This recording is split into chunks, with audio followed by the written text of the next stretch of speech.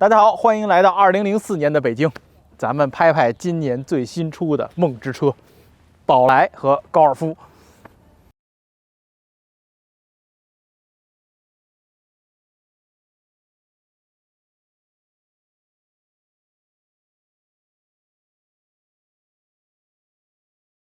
宝来这期节目啊，我们白话汽车诞生5年半了啊，欠了5年半了。为什么到今天才拍？因为我一直想找到一辆能让我找到当年宝来的那种感觉啊，那个高级感、那个羡慕感的一辆车。之前厂里收了一辆，但是一个低配的后期的车，我觉得那感觉还不够对，所以今天我们终于找到一辆大巴巨整4万多公里 1.8T 顶配的宝来，咱们好好的拍一集，回味一下宝来这段历史啊。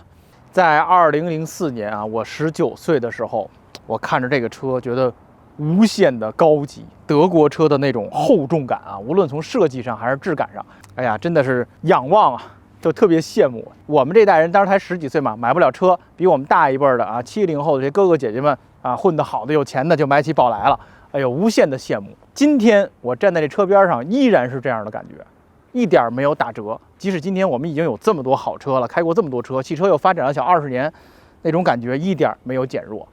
为什么会是这样呢？我觉得其实源于德国大众在那个时代的一次整车的质感上和技术上的冒进。这车其实设计上来自1999年，那是一个非常远古的时代啊！1999年离现在已经有24年了。但是呢，当时大众把自己的车全方位提升了一把啊！这车用了激光焊接、空腔注蜡啊，有了看网络，然后整个车的质感也是全集团几乎没有差别。我们之前拍过4眼 Polo， 对吧？拍过高4。今天又宝来，所有这些车都是用的非常好的材料，把整个10几20万这个车的级别提升了一大截儿。今天看起来这些车的质感依然特别好。当然还有一个重要的因素就是同行的衬托。遥想2004年中国有什么车，对吧？之前这个车坏了，我们补了一个奔 C 上去。2004年奔 C 46万多啊，宝马3系这种车都40-50万，老百姓遥不可及。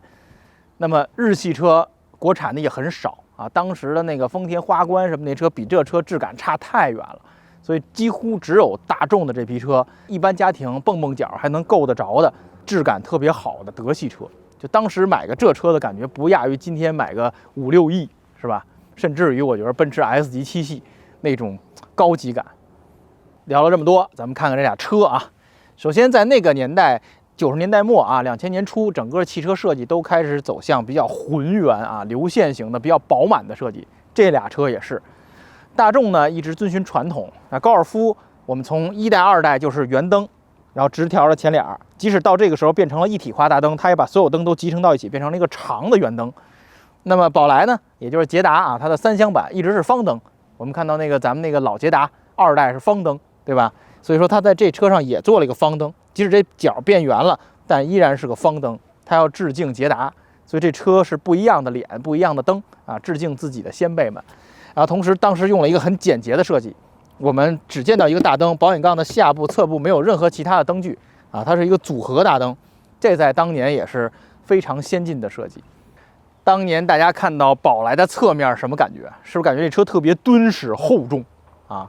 今天看起来依然是这样，因为它的尺寸确实是这样啊。这车只有4380的长度，2510的轴距，其实是尺寸非常小的一个车。今天的2厢车基本上这长度，它做成了一个3厢车，然后高度有1.4米几，所以就很厚了啊。整个这款车啊，整个大众的4代车的设计其实都是这样，就是典型的包豪斯设计在汽车设计上的体现。什么意思呢？就是完全的去装饰化啊，没有一点因为设计感、因为视觉的设计元素，完全实用主义。这车侧面就是一大圆弧，没有我们见到的任何的从前到后的腰线也好、肩线也好，包括前后轮眉那些皱褶，显得有力量感。我做个大轮眉什么都没有，就是一个圆弧，装2个轮子啊，轮子这儿稍微鼓起来一点儿。前面的仪表台很低啊，所以窗线从这儿开始，侧面窗线都是一体的。装一个门把手，装一防擦条，什么都没有。而这车的后门我觉得有点意思啊，是这种设计风格最明显的体现。就其实挺难看的，说实话。你看这儿开一个口，很奇怪的线条拉过来，从外观上看就能感觉到后排空间特别小，实际坐进来也是这种结果。因为车轴距只有2510，座椅还特别厚重。坐进来一看，基本上就顶住腿了啊。当时的解释是宝来是驾驶者之车，是吧？所以后排就没这么重要了。但是确实是因为这个后排啊，劝退了很多当时想买车的人，他们都买了后排相对宽敞一点的，什么凯越呀、马自达323呀、花冠呀什么这种车。但是今天看起来其实还好，当年的德国车都这么点地儿，那年190的3系，204的奔 C， 对吧？都差不多。因为它把门拉得很往后，然后这又收得很靠前。我们打开就可以看到为什么这么做。它其实我觉得是为了它这个后排座有一个可以抠的放倒的按钮，为了把它露出来让它好用一点，所以把后门往回扯了一块，然后就做出了这么个奇怪的门型，是吧？这车的后尾也是非常的简洁啊，后备箱盖平的下来，对吧？中间一个焊缝，然后尾灯也是致敬老车啊，老车是方的，它做了一个梯形的。一个全红尾灯是顶配，我记得当时低配的还有，这儿是白的啊，这是红的，有差色的，就没有了啊，非常简洁的设计，但是它所有的比例掌握的极好，这个缝分在哪儿，整个窗和后备箱盖的比例啊，非常的舒服，就恰到好处的感觉啊。这个车的后备箱啊，后备箱盖的锁藏在大众车标里边，这还是挺巧妙的啊，让这车后尾更简洁了，这儿没有个锁，然后开后备箱，是一个电开启的锁。然后这后备箱当时也是非常高级啊，用了这种复杂的铰链机构加这个液压杆的。这个优点是有液压杆的这个劲儿，同时呢，它可以节省后备箱里面的空间，没有一个大支臂啊，就压着你的箱子都没有。当然，这当时据说也挺爱坏的啊，也是体现这车高级感的一个地方。因为当年10几20万的车很少有用这种机构的。哎呦，这车膜还在呢，真够整的。现在看起来依然非常诱人啊。包括这车的排气管，它是2根朝下的。冬天有冷的时候，那个白气往地上一吹，哎呦，显得这小车特高级。这宝来车轮毂当时基本上都是15寸的啊，从最低配钢圈加盖的，然后这种5伏的单伏的那款特别简洁的，然后还有这种双5伏的，还有一个多辐条的，这么几种款式。最后末期出过17寸大轮毂的，还有宝来 R， 那就不说了啊。所以说一看到这个双5星的，包括那多伏的，就觉得是一特贵的宝来。当时好的，侧面转向灯也是特别精致，水晶效果，然后面上放了一个镀铬的挡着这个灯泡。我记得当时我们邻居买了这车，在楼下洗车，我跟我爸就看着这个，哎呦，小灯真精致，特别羡慕有这个车的人。咱们打开发动机盖啊，回味一下这 1.8T。首先，宝来这发动机盖开启都特高级，从里边一搂，这会出来一小舌头，然后我们往外拽就行了，也带液压杆的。啊，不用伸进特别烫的发动机舱里去找那个小舌头啊，它做了一个外露式的 EA113，当年的第一款大范围使用的涡轮机啊。据说这个涡轮挺爱坏啊，好多人传说10万公里得换个涡轮，得1万多块钱啊，而且停车之前得冷却啊，不能直接灭了，说这里面有10万转，你得等一会儿让它冷却下来才能停。大家还记得这些传言吧？啊，其实没有那么可怕啊。当年好多人因为这个涡轮就不敢买这车，买了1.8的，其实没那么可怕。啊，因为大众这种车呢，在中国基数非常大，像这个发动机，宝来、奥迪 A4、奥迪 A6、帕萨特 B5啊，用的都是同款发动机。即使您那涡轮坏了，也没那么贵啊，配件非常丰富，维修经验非常充足，所以并不用担心。现在看起来这机舱也是高级感满满啊，发动机前后都有装饰罩，这个电瓶也有一个完整的装饰罩在上面。当年给这车搭伙可麻烦了，你看这进气支管一个大铸铝的，是吧？现在看起来这机舱真的是用料十足啊！咱们进车内去回味一下啊。首先这一开门，这感觉就不一样啊，蓝色的后视镜，德味满满啊。当然这车门的设计也是上半部非常的多啊，很宽，它把所有东西都包在里边，一关门特平整。打开啊，所有这几层条就都露出来了。然后有原厂的防盗，我记得当时宝来里边有一小灯一直亮，就觉得比捷达要高级。然后这车的门是带3段式铰链的。啊，这个整个手感也特厚重，关门这声是吧？就明显比别的车要高级。其实未见得好用啊，这3段打开之后容易夹腿，容易扇着别人的车。这车的内饰还有一点啊，就是高配的，一开门能露出这座椅记忆，这3个钮，还有一个红的啊，这是消除记忆的这个钮，这特高级也是。当时一看，哎呦牛哎，高配宝来。来，咱们进车里感受一下这内饰啊。首先，这宝来车的内饰跟当年的奥迪 A4、A6基本上一样，是一个水准。这个座椅很简单的横线条设计，然后是真正的大牛皮啊，真皮的，皮纹特别好看，一压。然后这车用了很多木质装饰，咱这是顶配的啊，23万9800那款，是我鉴定了半天，居然全都是真桃木。哇塞，宝来上用的不是水转印桃木，是真桃木，所以让我觉得10几20万的车啊，能有这个档次还是很有诚意的，是吧？咱们来看一些细节啊，方向盘是真皮的，3幅大众经典这方向盘，我至今觉得这是4代车最好看的方向盘，比后期那个3角的和那4幅的都要好看。大众标有一个小银圈儿，这个银圈当时我在车外边看，我老觉得像是一个胶纸没有撕掉什么的那感觉啊，挺奇怪的。然后这个车配置非常的高啊，咱们这是顶配的，看座椅加热，包括车身稳定控制，这个全都有。低配车只有这一双闪和这个后窗加热，其他的没有。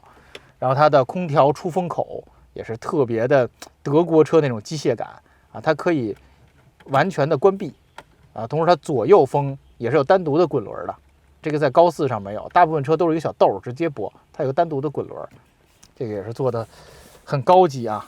然后在这个雨刷把的头上有2个钮，我们可以摁就可以翻动这个仪表，最上面这一排就可以看到车的平均时速啊、油耗啊、瞬时油耗。当时这车就有行车电脑了啊，这个桃木摁开是一个弹出式杯架，这在当年也是特高级的一个配置。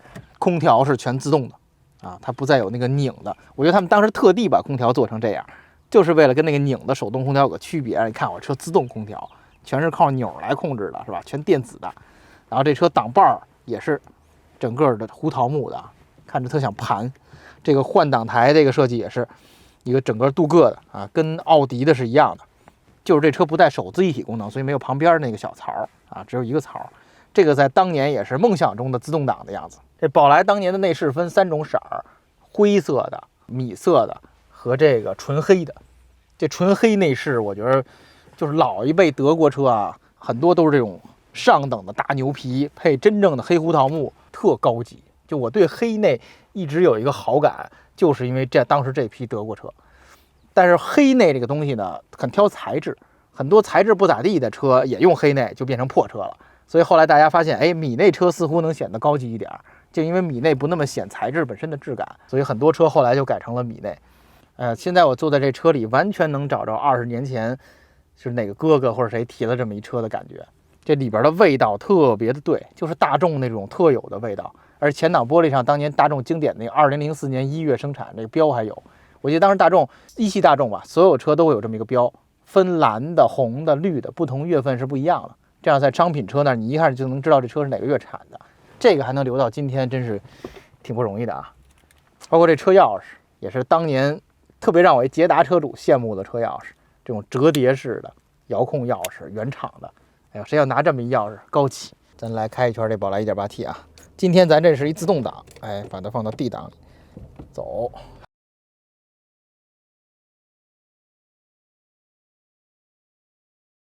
这是一个4AT 的变速箱啊，说实话比较费油啊，但是装在 1.6 上特悲剧，就是又费油又转速又高又没动力。装在这 1.8T 上还可以开起来特别安静，底盘很厚重，在今天也是一个高档车的质感，视野巨通透无比。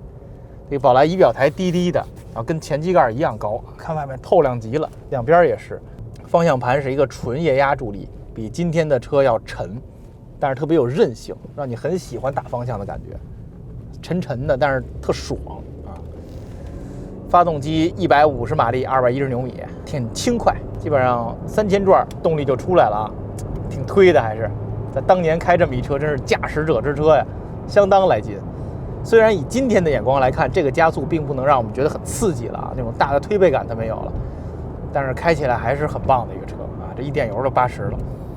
我后来买204代奔 C 的时候，脑子里想的就是这个车，就是我想要这种德国小车的这种高级感。这车当时239800，204代奔 C 是22万多，我当时哇，这个宝来钱我就能买奔 C 了，毫不犹豫就下手了。现在开起来觉得这宝来完全不比奔 C 差，相当棒这个车。这个车的整体驾驶质感，用曾经的宝来车主啊袁启聪老师的话说，和日系车是反的。什么叫反的呢？它的车身特别硬，它的悬架比较软啊，开起来很有厚重感啊。日系车是车身轻，悬架还要硬。反正我开着这车，我觉得真的像一个更高一级别的车，特别像一个奥迪大 A6啊，或者那种质感。当年能开上这车的人的那种心理感受，因为真的比现在开 A6要高多了，我觉得。总体来讲，这2004年的宝来 1.8T， 今天让我开起来依然是高级感满满，依然是一个让人能觉得好、觉得仰望的这么一个车。也觉得这真的，说实话，车的驾驶质感，尤其大众车的驾驶质感，这20年没什么发展，甚至某些层面还下降了，可能因为成本的原因。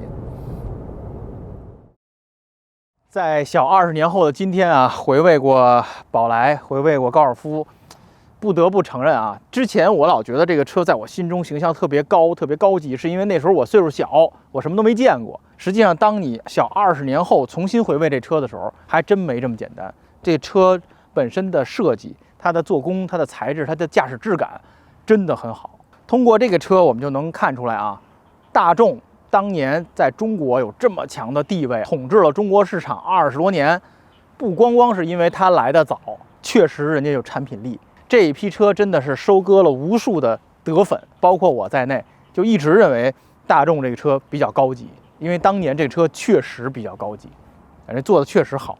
20年后的今天啊，站在这个车边，我的感觉非常的好。什么感觉呢？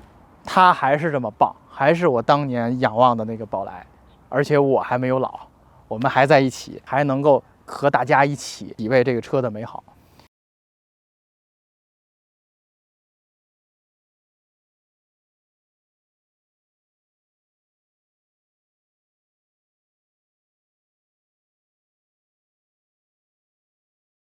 最后给大家一点点建议啊，如果您和我一样也非常喜欢这种车，想收一辆留着啊，偶尔去怀怀旧啊，而且喜欢这个东西，一定要收这种极品车。